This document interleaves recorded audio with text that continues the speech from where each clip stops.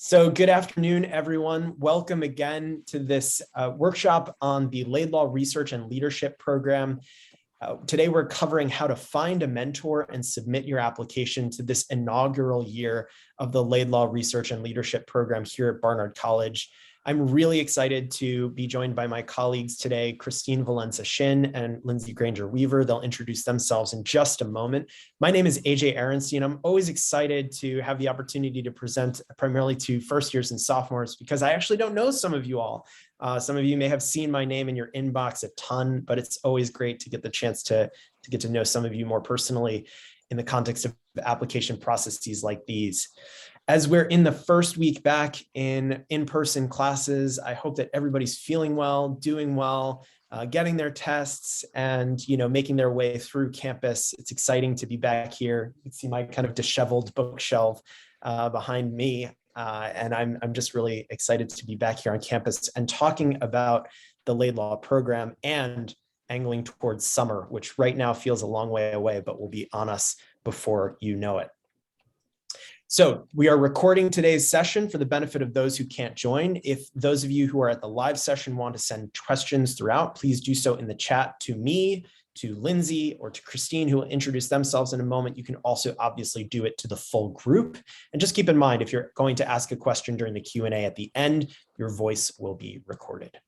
So without further ado, I want to give my colleagues an opportunity to introduce themselves. Again, my name's AJ. I've been Dean of Beyond Barnard since 2018, and I'm super excited to be presenting to you all today. Christine, do you want to go next?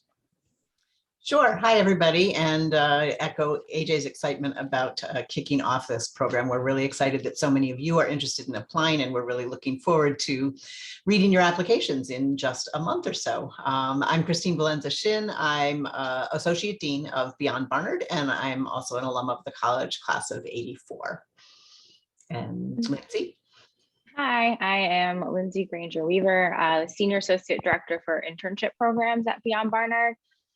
Welcome. As you can tell, I'm not in the office right now, but there's still blue behind me, so that counts. Also want to just briefly introduce folks who are not here right now. So Sina Jones, who works a lot with internship programs and will kind of work on some of the administrative tasks involved with this. And then Umbreen Bhatti, who is the director of the Athena Center for Leadership, who will manage all of the, oh, you're here. Hello, Umbreen. Do you want to introduce yourself? Oh, I am happy to be introduced by you. Just waving, saying hi. I've met a bunch of you, but not all. Director of the Athena Center, also an alum, and love being back at my alma mater. Great. So we have a pretty straightforward agenda this afternoon. We're going to start by sharing information so that we all have a shared understanding of what the Laidlaw program at Barnard will look like. We'll go through the application timeline and components. And what we're excited to be able to do today is to basically give you some inside tips on how to write an effective application. So we'll go through the application, which will go live later this afternoon, and we will send the application out to everyone who registered for today's session, regardless of whether you were able to make it. We'll then proceed to talk a little bit about securing a research mentor and basically go through some best practices for, approaching faculty, talking about a potential project, and explaining to them what this new program is about here at Barnard College. And then we'll talk about next steps towards submitting your application and open it up for Q&A at the very end. So to get things started, I'm going to hand it off, I believe, to Lindsay to talk about the Laidlaw program in general. Take it away, colleague. Great. So the Laidlaw program is funded by the Laidlaw Foundation, and it's the fundamental of eligibility. So folks who are thinking, is this for me? Can I apply? First years and sophomores, if that is you, congratulations, you can apply. Also international students, and basically kind of thinking about, what your major and career interests are. That doesn't matter.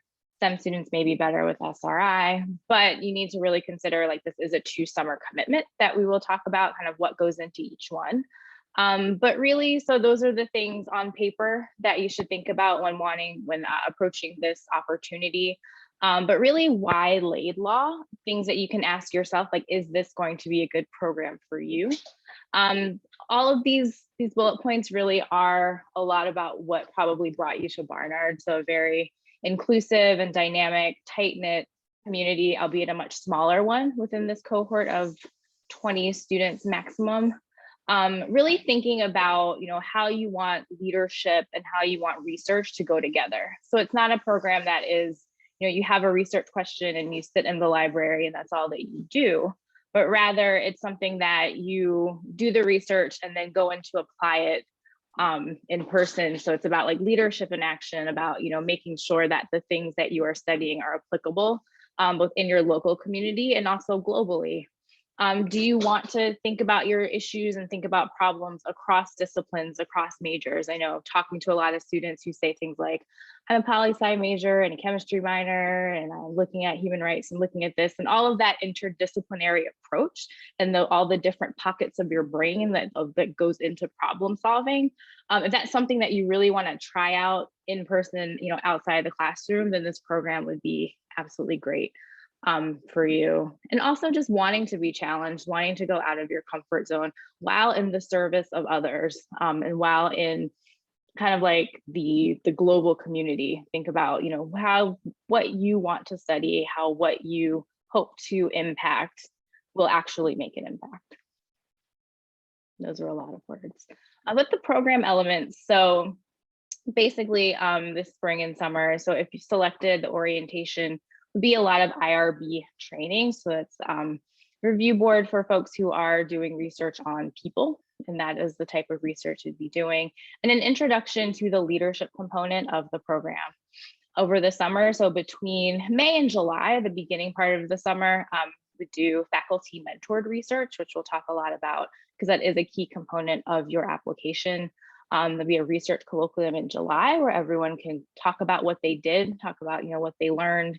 And then also throughout the summer, there would be gatherings to start talking about these things as you're coming up with them and as you're doing the research. Different programming, different workshops, including a recap of everything in the early fall.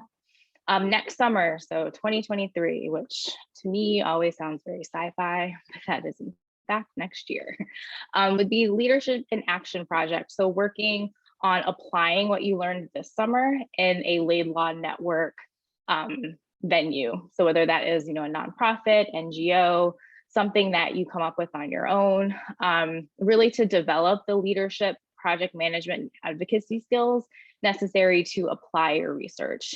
Then throughout the year, there's training and cohort-based activities. So it's not just 5-6 weeks in the summer and then you're finished. You continue with the same group of folks and grow with them and hopefully feed off of them and also the larger Laidlaw global network, so that you can see, have some cross-pollination in your project, see who's doing what and see where you can collaborate across institutions. And then the support. So for 6 weeks, it's $675 per week. And again, that target period of the first part of summer. So between shooting for the window between May 31st and July 15th. And then there's also funding available for campus housing and travel and other things that would be associated with the program. So that's the nuts and bolts of it. Great, so I'm going to go over the next section, which is the application timeline and components. So we start off with this moment in time. We're right here in the workshop on mentorship and application, and later this afternoon we will open up the application and send you an email with a link to that as well as some other information. And then basically you have the month of February to secure a mentor and polish your application materials. So basically you'll manage your time on that, where obviously we always push for sooner rather than later, especially on the secure the mentor part, and we'll give you more details about that in a moment. On March 1st, the application is due at 5 p.m. Eastern. So make a note, put it in your calendar, and that's when we'll be You obviously can upload it anytime before then, but that's the final deadline. So then we will move relatively quickly to review the applications the first couple of weeks and then reach out to you. Hopefully, we're aiming to reach out to finalists to set up an interview before you leave for spring break. We can't absolutely promise, depending on how many applications we get. And then we'll set up the finalist interviews for the week following spring break. So we'll ask you about we'll give you a variety of availabilities. And then after the finalist interviews, we'll do our final review and select a maximum of 20 students. Let you all know, let Laidlaw know. We'll do an orientation and the research training late April. We'll give you that date as soon as possible. And then, as Lindsay mentioned, the summer program aiming for between May 31st and July 15th. So there's various components to the application. The first is going to ask you about your research. Other than the basics, we're going to get your name and things like that. So we want to get a sense of the question or questions that you are most interested in focusing on, what you're hoping to learn, and sort of the hows. We've given you some tips both here, and they're also delineated in the application itself. So you want to make sure you focus in clearly on what you want to ask, and then the why is important. We want to get a sense of what's driving this, what's interesting to you about it, what do you think other people, why other people might find it compelling, why does it matter, what's the sort of bigger question here. And then, as I said, a little bit of insight into the nuts and bolts. How will you explore this question? What are your thoughts on where you're going to do your research? What avenues you're going to explore to find out information about this topic and find out answers about these questions. And we'll want a little bit of information about who might support and mentor your work. That might be about a specific mentor. We'll talk about it in a moment. It might be that you don't have a specific mentor in mind yet, and you want to talk more generally about who or what type of professor or what area of study you might be interested in. We want to know if you've engaged in this research previously. Maybe this is a continuation of a question you've already wrestled with in other areas. Maybe it's an expansion or a pivot, or maybe this is a wholly new topic that is of interest to you. So I think this next to last bullet point is probably the most important.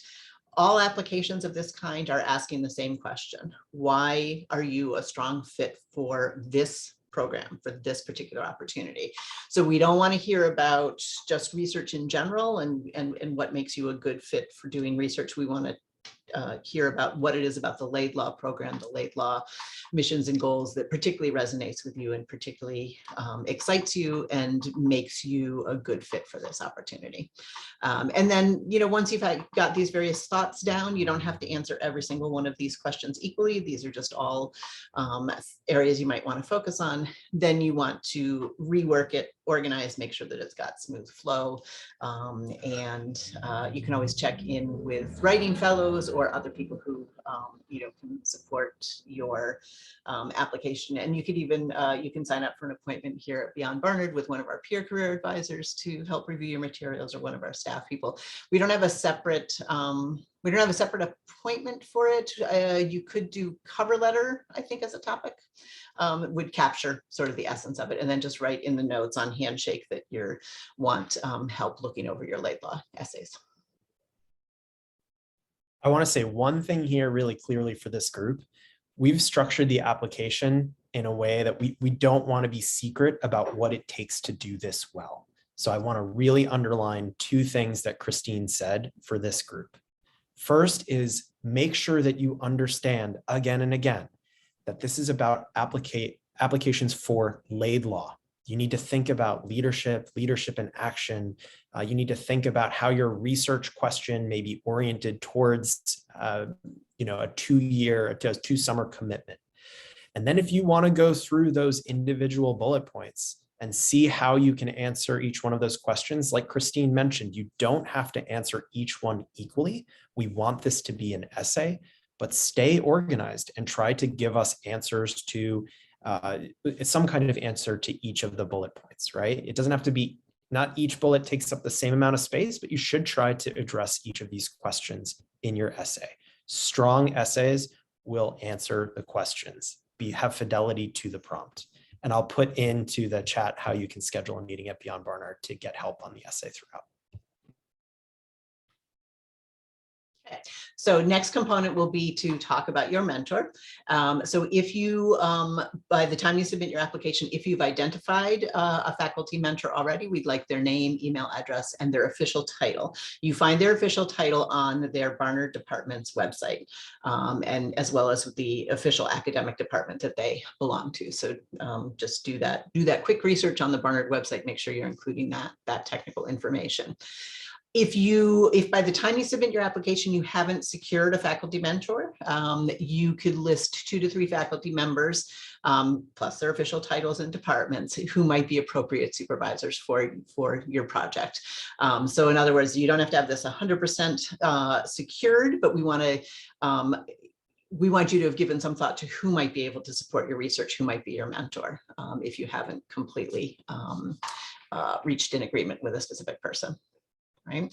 I see we got a question about Barnard or Columbia, and you can approach either. There is a Laidlaw, a separate chapter, I guess, of Laidlaw scholars over at Columbia, and they also will be approaching Columbia professors, as well as they have approached Barnard professors in the past. So again, sort of separate programs, but can cross the street in search of mentors. I just want to say qualifications for a Laidlaw mentor can be in any discipline. We know they can be at Barnard and Columbia right now. As of right now, we've only had conversations about allowing mentors from Barnard or Columbia. If you have other questions about potential mentors outside of those 2 institutions, please just let us know after the session today, and we can have a conversation about why you're asking a mentor outside of Barnard or Columbia. There are no real qualifications other than they should be a full-time faculty member at Barnard or Columbia. So I'm not sure, Jennifer, if that addresses your concerns, but they should not be staff. They should not be like me, a dean, or Christine or Lindsay, or someone that you work with in an extracurricular activity. Our intention here is they really should be a faculty mentor who can guide your research throughout the process of you being involved in the program. Jennifer, let us know in the chat if that doesn't address your question about the qualifications for Laidlaw. And we'll go more into mentorship later in the program. And so then the next component is talking about the leadership in action part of this. So this section is going to ask you to look ahead to the second summer about possible ways you would carry over your research experience into that second summer, which is more action oriented. So the idea here is that you're going to get out of the lab, out of the library, out of the archive, wherever you've been focused, whichever of those several things you've been focusing your research on. And there's a large range of possibilities for the summer. There are existing leadership in action programs throughout the Laidlaw network that you will be told about and have the ability. And so for instance, I believe Columbia created a leadership in action project, and many of the other universities that belong to this coalition of schools that participate in Laidlaw. And so you'll have an opportunity to apply to existing leadership in action programs, but you also can develop your own. You can engage with a non-government organization or a nonprofit, or you can propose in-field, research, sort of outside of the lab. How will you apply your research to a live setting and an outside setting?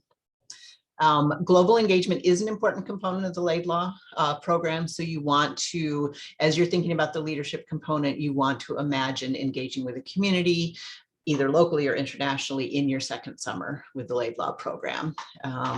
So even if, so this could entail actually, proposing to travel and participate in a program or a service project or something going on outside of the United States, or it could be something within, in New York, within the United States, but we want you to think about what are the connections between the local issues and global issues. Right. Great. Okay. And then next component is to talk a little bit about leadership. And this is asking you to discuss some of the ways you define the word leadership. and what leadership attributes are useful in terms of developing your future professional goals. So a couple of tips here. You want to show, don't tell. And this is our sort of classic advice for application essays, for cover letters. You want to give examples, you want to tell short stories, show us examples of you in action, and how do you define leadership, and how did you come to that definition of leadership? When have you experienced leadership of that type? You're making an argument, all right? And there should be a thesis, sort of your concept of leadership, and then how does that fit into what you hope to gain both from Laidlaw and in general your future professional goals. Even if those aren't crystal clear at this point, what are some of the things you're thinking about? What are some of the leadership skills and qualities you want to develop? Generally speaking, editing wise, we want you to use fewer adjectives and adverbs, more nouns and verbs, right? You don't want to be over the top, hyperbolic particularly, and just in general, it's good to have that more direct, narrative quality to this. You want to use examples from your own experience as evidence. So how are you, if you're defining leadership a particular way and you're talking about that component of leadership being important to you, give us examples from your past experience, and then draw your conclusions from that evidence. And we really want this to be inclusive. Leadership, we want you to think about this a little bit, think outside the box, and think about the way that leadership can take many forms. There's, there's formal leadership positions, there's informal leadership actions you can take. And, we really want to get a sense of your view of this and how it applies to you and your interest in Laidlaw. Right. And finally, you'll have a chance for any additional information. So if we didn't ask you something we should have asked you, or if there's just something more you think we should know about you, about your motivation for applying for this opportunity, this is where you can add something. It's optional. We definitely want to hear about any special circumstances that make you particularly interested, whether it's about this particular topic, this particular opportunity, and then anything, personal, intellectual, other reasons that didn't make it into your other essays. And then you'll need a letter of recommendation. All right. So again, we're back to name, official title as listed on their department's website, academic department, and contact information for a Barnard faculty member who has either taught you at Barnard or has worked with you in an academic or research setting and has agreed to provide a letter of recommendation. This does not need to be your proposed research mentor. This can be two totally different people, especially if your research mentor is new to you. But even if they're not, you can ask for a letter of recommendation from a different instructor. So whoever knows you best at this point in your Barnard career, ask them early and ask in person, or at least live, over the phone, over a Zoom appointment, and definitely share the Laidlaw website with them, encourage them to be in touch with us with any questions. This is a new program. Faculty they may have questions about it because it's new to Barnard and new therefore to a lot of faculty members. And it's always helpful for people who are writing recommendations for them to see a draft of your application materials and get a little sense of how you're approaching this, what you're thinking about it. And then that allows them to sort of connect what you're planning with what they already know about you from the class you took with them or the work you did with them, and to give us some more specific information about what they think will make you a strong fit for this. I want to say we don't want the letter of recommendation to be an obstacle to anyone applying. So we know a lot of you are first years and may not have what you feel to be close relationships with faculty quite yet. That's okay. What we want to recommend is that you potentially approach a faculty member in office hours, email them first. Some of the best practices that I'll talk about with respect to finding a mentor also work really well with finding a letter of recommendation. We know for many of you, the same person you're asking for a letter from will also be the person you want to be your faculty mentor. We're just making it hopefully easier for you that they don't necessarily have to be the same person, because the faculty member who knows you best right now may not be the research mentor that you're excited to work with in your first summer. So again, we don't want this to be an obstacle to anyone applying, and you can always ask us for support in approaching faculty mentors to ask for letters when you're throughout the process in the next month. And this is one of the most common things I talk about. We all talk about when people are applying to fellowships or graduate school where they have to have a letter of recommendation. We're happy to sort of work through the possibilities with you and sort of talk through.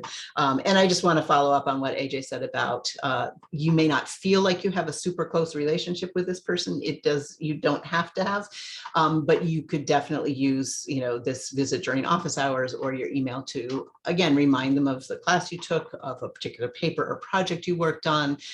Give them, sort of jog their memory a little bit. And then when you have the conversation with them, talk through a little bit about your experience in their class and how it impacted you. So there's plenty, in other words, you can use this conversation asking for a recommendation to sort of solidify the relationship that you do have, even if it doesn't feel particularly close at this point. It's also one more thing. It's also good to remember that it's a faculty member's part of their job to write recommendations, and they ask people for recommendations all of the time. So you most likely are not the first person to ask them for this type of document at any stage of their career. And so it's just good to keep in mind that this is not going to be an out of left field ask for one of your professors. I think that's a great point. I also want to be responsive to Aria's question about someone outside the Barnard or Columbia community, completely off the table. I would say that it's our strong preference that students take this opportunity to apply to Laidlaw to approach a Barnard or Columbia faculty member. However, we would not disqualify a student if you really can't find someone to write a letter of recommendation from Barnard or Columbia. So again, it would be our strong preference that you use this opportunity, the Laidlaw Scholars Program, as a chance, as an invitation to get to approach a faculty member, develop a better relationship with them, and request a letter. It does not have to be a long letter. Definitely fewer than 500 words is what we would recommend for this particular program. But again, we won't disqualify students if you really are not able to find that letter of recommendation. That said, it's our preference that you're saying what you want. If you can't find a faculty letter of recommendation, that probably means you also haven't found a mentor yet. So we'd want to work with you. You can apply without a concrete mentor having been established, but just keep us in the loop about what your process for looking for a mentor and letter of recommendation looks like. And then I think final or close to final, we need, we got two more pieces. The resume, all right, so we want a one-page resume, a strong preference for a document that has been reviewed by a peer career advisor or full-time staff at Beyond Barnard. So if you haven't been to see our peer career advisors, they are aces at this. You can bring them anything. You can bring them a blank piece of paper or an empty document, and they can help you create a resume out of nothing by talking through. Or if you have a version of your resume, either from when you applied to college or from something you developed over last summer or anytime since you've been at Barnard, whatever you've got to work with, a peer career advisor or other staff advisor here at Barnard can help work with you and tailor it towards this particular opportunity. So the PCAs have a lot of availability at the moment, but we recommend you hop on Handshake, make an appointment as soon as possible. We also have on our YouTube channel and on Handshake under resources, sample resumes and recordings and PowerPoints from various workshops about how to tailor your resume and make it an effective argument, again, for your fit for this. So you want to, in terms of tailoring it, you do want to consider adding a section about your research experience or leadership experiences, service, community engagement, all of the various components.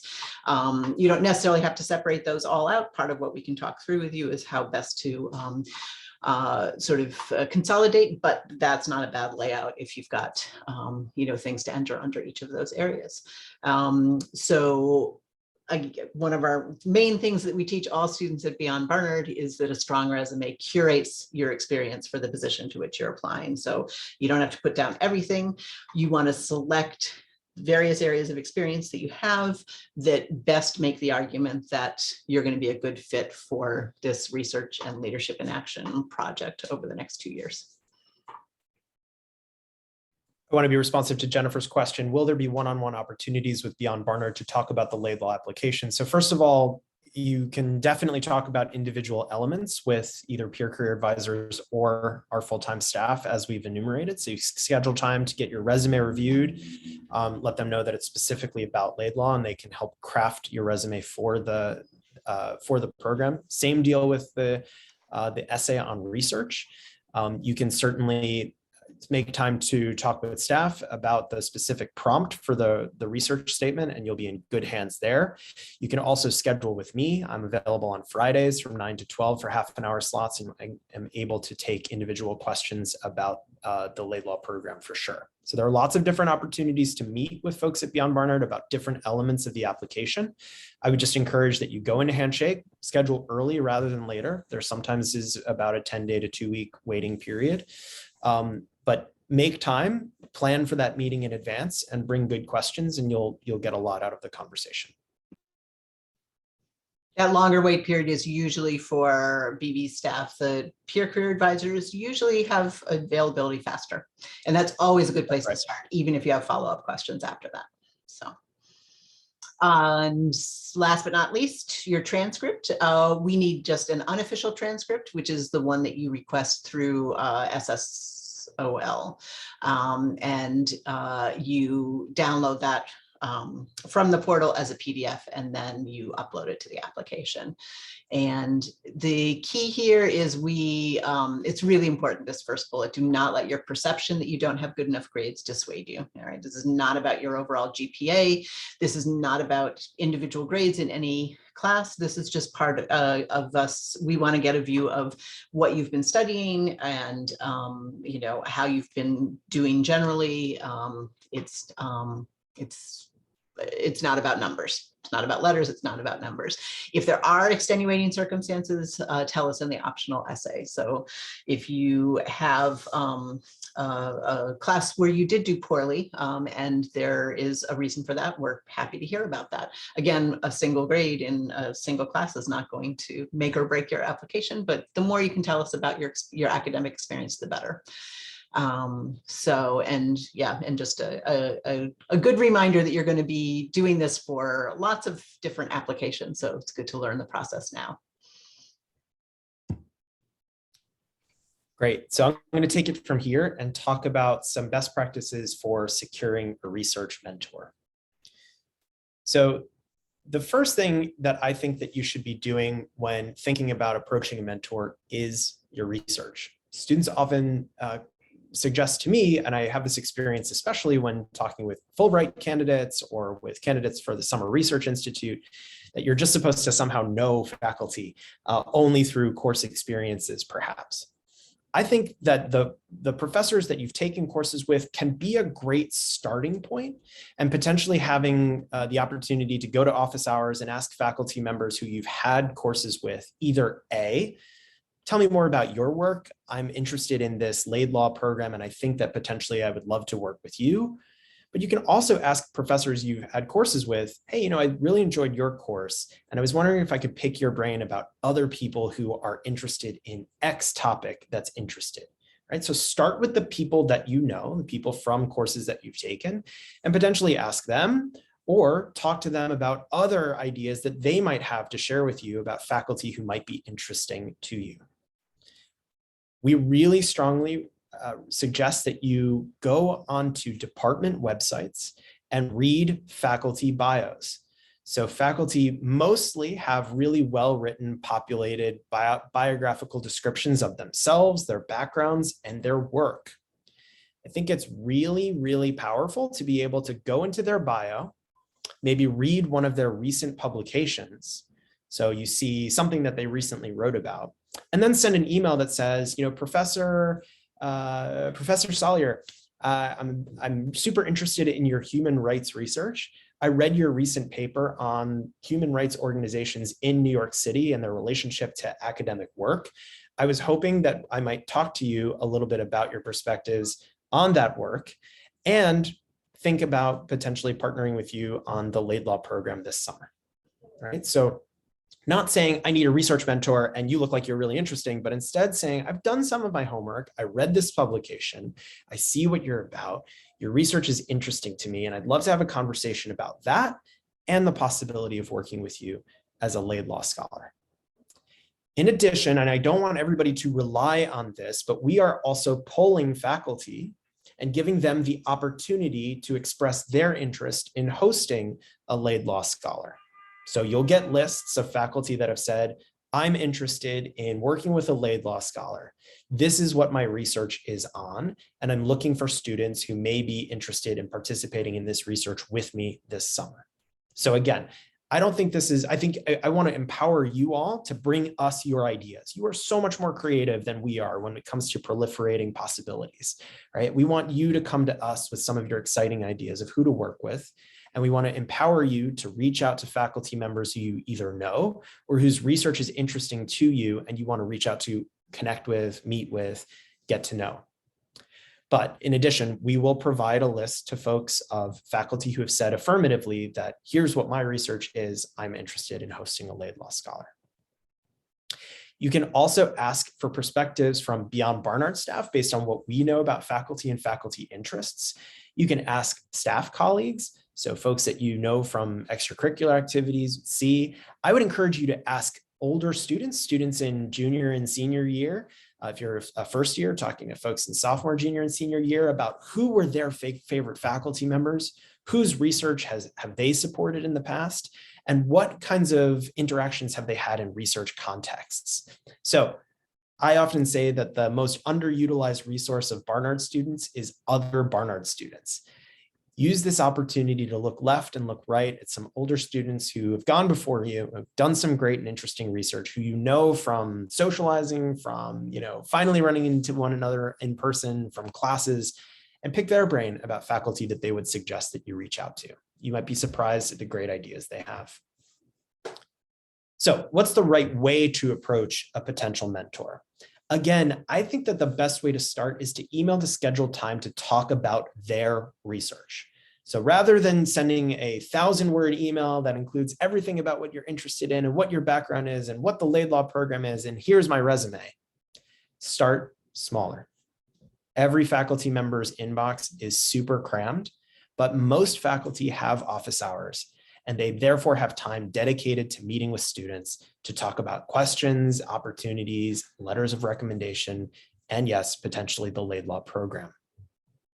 So email and ask for time to talk about their work. Again, you're going to do some homework beforehand, read a publication that's linked on their site, familiarize yourself not only with their research, but try to understand one or two things about the field generally. You may bring these perspectives from your coursework background already. You may also just want to read one or two quick things before you go to the office hours to ask good, solid questions that are not just, will you be my research mentor, but I see you study the impact of advocacy organizations on arts education in New York. It would be great to hear more about some of the organizations that matter most to you and that you think are doing this work most effectively. Do you mind if I set up time to come to your office hours?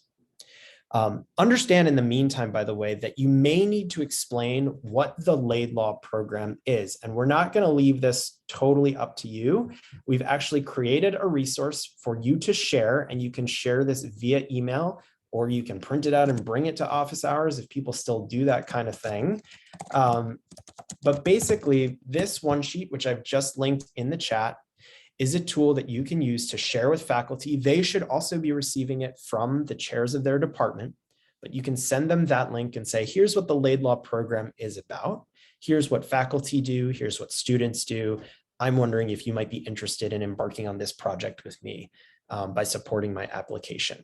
So you can share that information to give them a good sense of what they're responsible for, what the program is, and what you can work on together.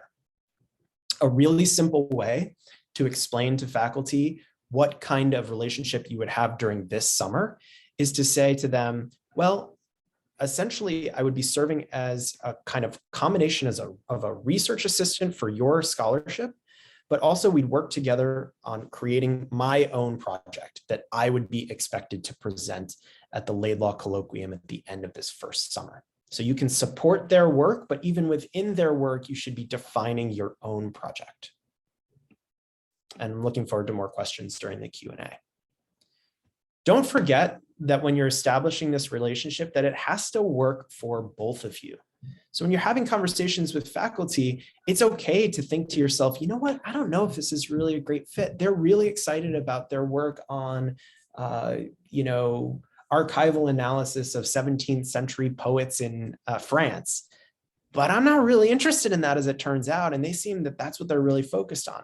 That's okay. Don't feel like you have to trap yourself into a faculty relationship that's not a great fit. We get this question all the time with SRI mentors, so I want to express it here as well. It's okay to reach out to multiple potential mentors, multiple potential folks who can write your letter for you, and let them know that you're having multiple conversations to make sure that you find a good fit. Everybody wants the relationship to actually work. So it's better that you shop around a little bit, talk to multiple faculty members, and make sure that you have a tight fit with the mentor that you ultimately pick. One of the great things about the Laidlaw Scholars Program to me is that it gives you an opportunity relatively early in your academic career to establish a multiple year relationship with a faculty mentor and get to know them, so that when it comes time at graduation or after to apply for fellowships or graduate school or jobs, this is a great foundation, right? It's a great first really tight relationship with a faculty mentor that this program allows you to pursue. So we want the relationship to work for you and for the mentor. Remember though, you do not need to have secured a mentor by the time you apply. If you have not yet, we ask you to supply a couple of names of folks that you've approached and let us know what the status is of your search for a mentor. How far along are you in the conversation? You will, of course, need to secure a mentor by the time the program actually starts. But again, we don't want the fact that you can't quite get a mentor to commit to keep you from applying. Remember, it's okay if someone says no. So start early, start this week getting some feelers out and try multiple people. Try to knock on a couple of different doors. Finding a good fit, finding a faculty member who's not too busy to work with you, all of this is what finding strong academic relationships is about. Okay, on to next steps, and then we'll go to Q&A. So just to recap, by the way, the recording for this session will be posted. All of the registered students will receive the information. But what we want to emphasize today is we want you hopefully feeling really energized about getting started on the application this afternoon, starting to talk to faculty mentors and exploring different possibilities to get this support over the next 2 summers. So for today, we hope that you'll check out the application once it's posted. We'll send it along with the recording this afternoon. By tomorrow, you can start scheduling time to meet with Beyond Barnard. Put something on the calendar so that you can start chipping away at this application. I know that there are a lot of slides, but when you see it in one place on the Google form, it's a relatively short application. We wanted to provide you with thorough information so you felt empowered to finish the application in a way that we're going to really appreciate, the committee will appreciate. But it's really quite a straightforward application. It's really a resume, a cover letter, that's your research statement, a question about leadership, and we want to know a little bit more about you, your project, and your academic background. So make sure to start early, schedule time to get support at Beyond Barnard. You can do that as soon as today or tomorrow. But I think by Friday, it might be good for you to start sending out a couple of those first emails to potential faculty mentors. When you send those emails and you say how interested you are in their research and talking about their research, you may also want to say, by the way, I'm also interested in the Laidlaw program. Here's a link to what it is. And you can send them that one sheet, and you can also include the link to the Laidlaw homepage, which I've shared a few times in the meeting, but again, is barnard.edu/Laidlaw, right? So give people a heads up on what your interest is, not only in terms of their research, but also, hey, I'd love to talk to you about this program. And they will know more about the Laidlaw program when you arrive to that conversation.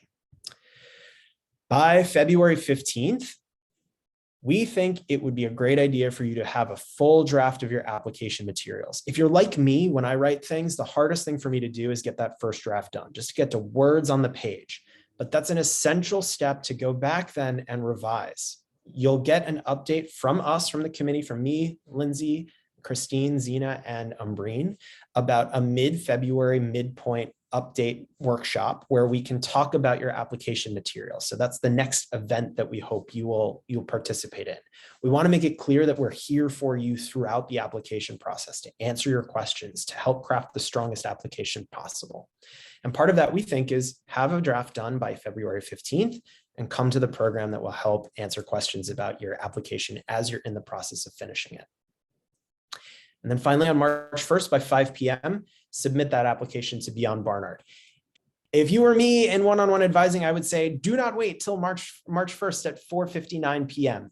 Something will go wrong. I promise you, it happens every time. So really what I want to encourage you to do is try to submit a full 24 hours before. So if your computer crashes, your dog eats your homework, the cloud explodes, who knows what calamity can befall us after the last 2 years of all of this nonsense, but please try to submit your application a day in advance. The last thing I'll say before we hand it off for 10 minutes to questions is we want you to do well. It's like we want everybody to submit an amazing application. I want to say to everybody who filled out the interest form, when we looked at the topics that you're interested in studying, they really span disciplines: humanities projects, social sciences projects, arts projects, some projects thinking about how STEM fields can help communities in ways that I think Laidlaw may be a better fit than even SRI. But no matter what, you all have the capacity to put together a strong application. And more importantly to me, I think any application process really worth its salt will teach you a lot about yourself and your interests. Merely doing this application process for the Laidlaw Scholars Program the way we've designed it will make you a better candidate for other opportunities in the future. And that's part of what we think participating in this process is about. So we're here to help you throughout. We want you to be successful in this application, and we're looking forward to working with you across the next month as you put together the materials necessary to apply.